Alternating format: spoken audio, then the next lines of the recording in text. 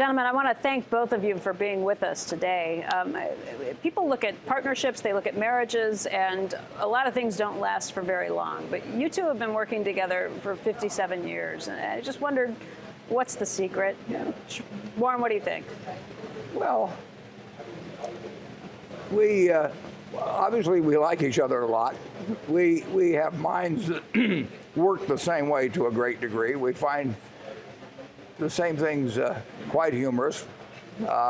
We find the things we deplore we agree on. We've never had an argument. We've had lots of disagreements. Whenever we disagree, Charlie says, well, you'll end up agreeing with me because you're smart and I'm right. You know, I haven't quite figured out the answer to that yet with 56 years of practice. He's made me think about things I haven't thought about. In fact, I would say that every time I'm with Charlie, I'll get at least some new slant on an idea that causes me to rethink certain things. And we've had we've had so much fun in the partnership over the years. It's been almost hilarious. It's been so much fun. You know, when we sat down, Warren said, Charlie, he said to me, you know, Charlie being around makes me not only smarter, but it makes me behave better. Well, we both have the theory that you should hang around good people and always behave better every year than you behaved the previous year. And as you rise in the world, it's particularly important to know that rule. And I don't think we deserve much credit for our good morals because we early figured out that they would work. The world would reward us better if we behaved that way. There's no cost to them. Yeah, Charlie has to remind me of that occasionally. I constantly quote Warren, and everybody always loves it. I said, you take the high road, it's uncrowded. Yeah. Such a good idea. You do not run into heavy traffic. You got a huge advantage on the high road is that there aren't too many competitors. One thing that Warren has often quoted you to me, he says that, you know, what is it about maturity that you? Oh yeah, well, Charlie's always telling me that maturity is behaving better than the other guy, and I say, well, why don't you tell that to the other guy? Warren just said that you probably each walk away from each other each time you see each other, and you've made each other think about an issue a little differently. Can you talk about something that you've thought about differently recently because of your interactions with each other? Well, you saw some of it today. We don't agree totally on everything, and yet we're quite respectful of one another.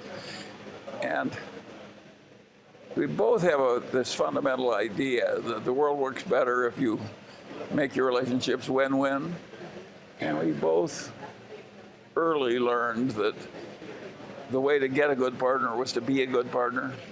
And these are very old-fashioned ideas. And they just work so fabulously well. And they work so well at Berkshire. The people who sold to Berkshire, I like coming to the annual meeting. They're just almost deliriously happy with their decision. Well, think of how heartwarming that is to us. Warren, how about you? What's something that Charlie has made you think differently on recently? Well, the most important thing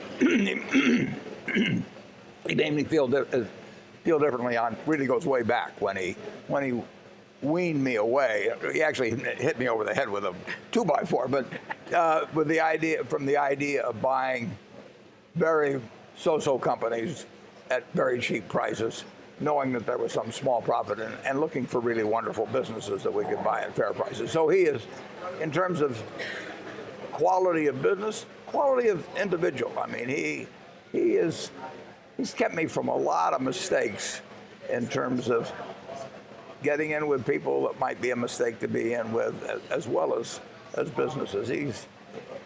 It's been heavy lifting on his part, but he's improved my behavior. How much of what, I mean, a lot of what you're saying goes back to kind of old-fashioned values and really treating people fairly. How much of your outlook on life do you think comes because you were raised right here in Omaha, both of you? A lot. A lot. No, a lot.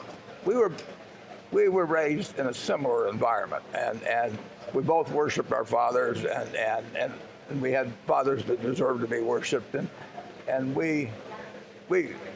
there's a lot of Omaha in both of us. Over the weekend, Charlie, you mentioned working for Warren's grandfather at the grocery store. You both worked for him. I certainly did. What'd you learn there? Well, I learned how hard it is to work for 10 hours for $2. Well, we both Under were. Ernest Buffett. It was not a gentle, loving relationship. He worked us pretty hard. He worked Warren pretty hard. He worked everybody pretty hard except himself. I once, with another fellow, John Pestle, we shoveled wet, deep, heavy snow all around. We had these driveways and everything at the store. We did that for about 4 hours, and we couldn't unclench our fingers or anything. We went to my grandfather, and he said, well, how much should I pay you boys? Because a dime's too little and a dollar's too much. The main thing we learned from the grocery store was we didn't want to work at a grocery store. Yeah. When, how often do you two get to talk now? Because Charlie, you're in California. You're on the West Coast. We talk less than we used to Yeah. because we don't need to talk. Yeah. It's unnecessary. And, Yeah. But Berkshire has been a real joy to both of us, and not just because, the stock made us rich. It's just been such a happy experience. There's so many people that are satisfied with Berkshire.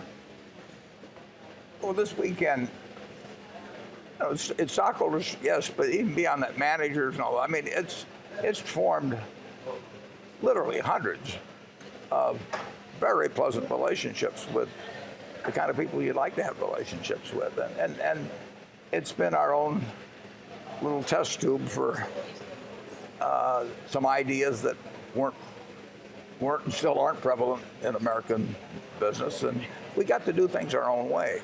Like what? What's an idea you get just to work whatever, in terms of salary structure of the directors, for example. I mean, what other company attracts the best directors in the United States by paying them $900 a year? And we've tried to create a model that we believe in, and we want it to work, because if we believe in it and it's a failure, who's going to pay any attention to it? So everything's worked out well. If you two had one goal that you'd like to accomplish in the next year, what would it be? And I think I probably know for you, Warren. You know what I'd say? Yeah, I'm guessing you're looking for one more big deal. Just one more. I won't ask for another one. Not until the first one's done. No, I'm always looking for ways to improve Berkshire. I would rather have Berkshire do well than they do well. I mean, it's just that's just the way it is. Charlie, how about you? A goal for the next year? Well, of course, we like every deal, but I think we also like the fact that we've got something going here that's going to keep going more or less the way it has under us long after we're gone. I don't think Berkshire's going to change, and that is a source of great pleasure, because most corporate bureaucracies with prosperity let defects and complacency, bureaucracy, all kinds of bad things creep in. Yeah, I don't think Berkshire's going to do much of that. One thing I hope that the 25 people whose pictures were in the report this year and last year are the same 25 next year. Those are the 25 people at headquarters. Yeah, and that we have people who like each other, all do more than their share. That's true of a very high percentage of our managers. They work for Berkshire because they want to work for Berkshire, not as a way to make a living. Well, I want to thank you both for your time today. Really appreciate it. Thank you. Thank you.